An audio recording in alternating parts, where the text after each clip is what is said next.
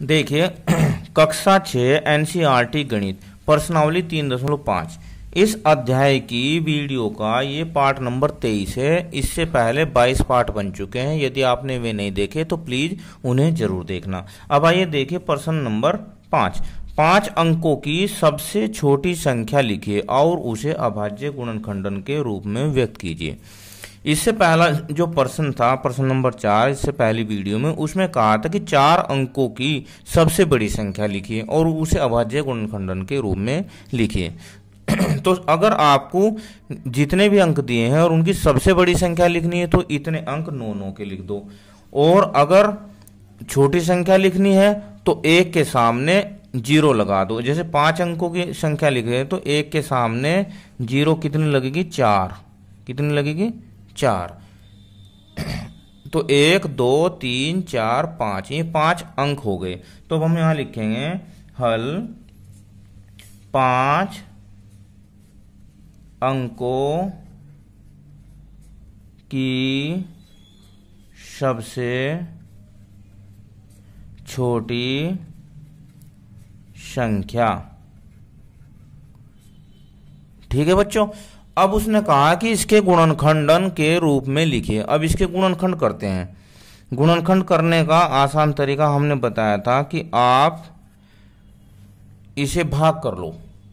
ठीक है, ये तरीका ऐसे ही लगाया करते हैं, ऐसे ही निशान। तो 2 से भाग करते हैं। देखो जब 2 से भाग करेंगे तो 2 पंजे 10, आगे इसके 0 कितनी है? 3, 10 के सामने 0।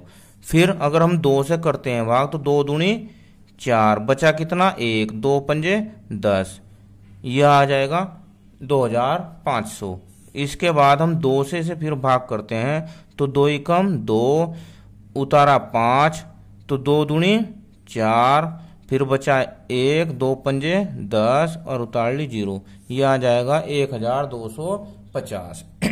इसके बाद फिर हम इसे 2 से भाग करते हैं तो 2 छक्की 12 और 2 दूनी 4, बचा 1, 2 पंजे 10। अगर आपसे ऐसे भाग नहीं होती तो आप भाग इधर कर सकते हो। ठीक है। इसके बाद इसमें 2 का पाड़ा नहीं चलेगा, इसमें चलेगा अब 5 का पाड़ा, क्योंकि इसके इकाई पर 5 का अंक है। तो 5, 5 एकम 5, बचा कितना? 1, 12, 5 दूनी 10, बचा कितना? 2, 5 पंजे 25। ठीक है, ऐसे ही करते जाते हैं। 5 का चलाओ 5 दूनी 10 और 25 पंजे पंजे 25, तो 25 पंजे 125 भी होता है। अब यहाँ 5 पंजे 25 और ये 5 एकम 5, तब तक चलाते जाते हैं जब तक यहाँ पर 1 ना आ जाए। ठीक है। अब लिखेंगे, क्या लिखेंगे? ये कितना आया था हमारा? 10,000 के अभाज्य गुणनखंड क्या हो गए? यहां से लिखना शुरू करते हैं। 2 गुणा 2 गुणा 2, इन्हें गुणा के रूप में लिखते हैं। गुणा 2 कितने हैं? 2 2 के 1 2 3 4, 1 2 3 4, गुणा 5 गुणा 5 गुणा 5 गुणा 5, ये इसका आंसर हो गया। अब ये देखिए प्रश्न नंबर 6। 1729 के सभी अभाज्य गुणनखंड ज्ञात कीजिए और उन्हें आरोही क्रम में व्यवस्थित कीजिए। अब 2 क्रमागत अभाज्य गुणनखंडों में यदि कोई संबंध है तो लिखिए। देखो इस प्रश्न को इस प्रकार समझ सकते हैं हम कि ये संख्या दी है, इसके सबसे पहले तो हमें निकालने हैं अभाज्य गुणनखंड, ज्ञात करने हैं। ठीक है। फिर उन्हें हमें आरोही क्रम में लिखना है, यानी कि बढ़ते क्रम में लिखना, और अगर उसके बाद कोई संबंध है तो वो हमें बताना है। ठीक है। अब सबसे पहला काम क्या करते हैं? हम इस संख्या को लिख लेते हैं 1729 और इसके अभाज्य गुणनखंड करते हैं। अभाज्य गुणनखंड करने का यही तरीका है। ठीक है। अब 2 से इसे भाग करते हैं तो इसके लास्ट में क्या है? इकाई के स्थान में 9 है, तो 2 से तो ये भाग नहीं होगा। 3 से अगर भाग करते हैं इसे तो 3 में क्या है? इसके अंकों का योग पूरा होना चाहिए। 3 से भाग 9 2 11 7 18 एक 19, ये 3 से भी भाग नहीं होगा। 4 से, 5 से, 6 से, 7 7 से हो जाएगा, ये देखते हैं 7 से। तो 7 से भाग इधर कर लेते हैं, 1 7 2 9, देखो 7 से भाग, 7 दूनी 14, 3 2, 7 चौक 28, 4 9, 7 सत्ते 49, 7 सत्ते 49, तो कितना आ गया 247। कितना आ गया भाई 247। इसके बाद 7 से भाग करके देखते हैं, 7 या 21, तो 7 से भाग नहीं होगा। ये संख्या अब 8 से, 9 से, 10 से, 11 से, 12 से नहीं होगी, 13 से होगी भाग। किससे होगी 13 से। अब 13 एकम 13, और इसके बाद 13, ये आगे बच गए जो 11 और 7, यानी कि 117 हो जाएगा। तो 13 नम्बे 117 होता है। कितना होता है 13 नम्बे 117। अब ये 19 से होगा। अब यहाँ पर आ गया 1। ठीक है भाई।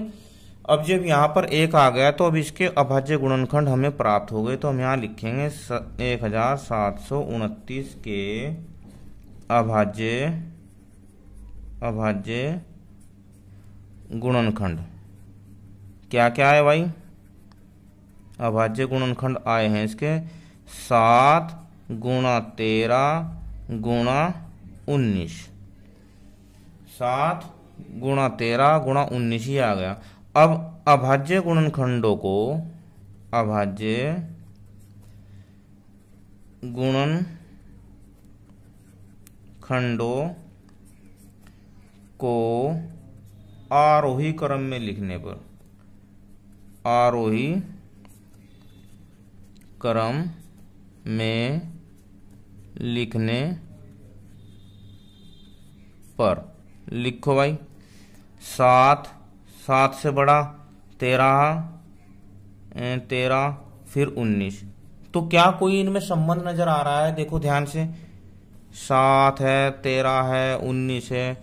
तो अब आप देख रहे होंगे कि 7 से बड़ा है 13, यानी यह 7 से बड़ा 13 तो है, पर 7 से 6 ज्यादा है। तो यहां पर कितना प्लस हो रहा है 6, और 13 और 6 19।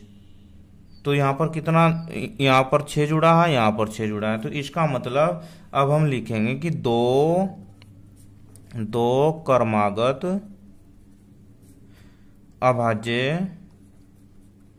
अभाज्य गुणनखंडों का अंतर कितना आया भाई? अंतर 6 है। ये इसका आंसर हो गया। वीडियो कैसी लगी मुझे कमेंट में जरूर बताना। Thank you, have a nice day.